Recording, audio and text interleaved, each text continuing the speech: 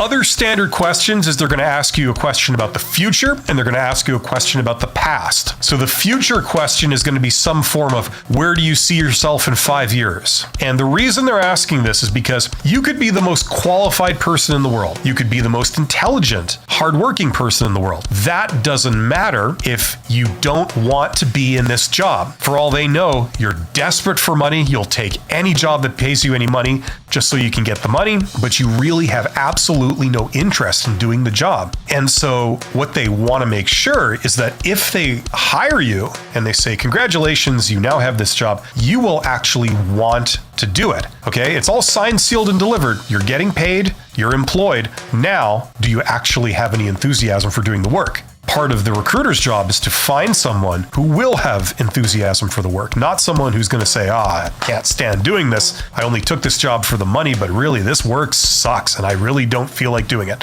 That's the last thing they want. So they're going to ask you a question about the future.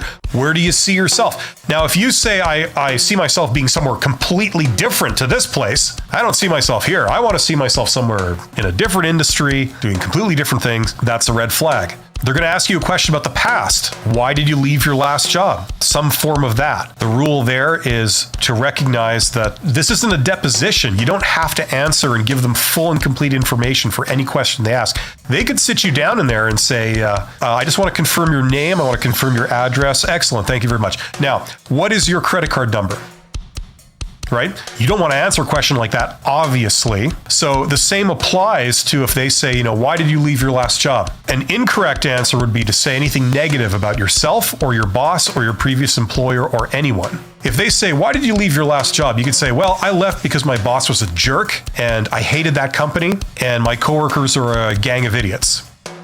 Right? That's pretty much an automatic elimination. If you say something like that, that's signaling that you're the type of person that if they hired, you would find your boss to be a jerk, your coworkers to be idiots, and your company to be stupid, right? So don't say that. In a nutshell, you want to say something like, I was ready to do more. It's positive, and it also brings the focus back to this job. The correct answer is always you want to do something more like this, right? That's what people naturally like to hear.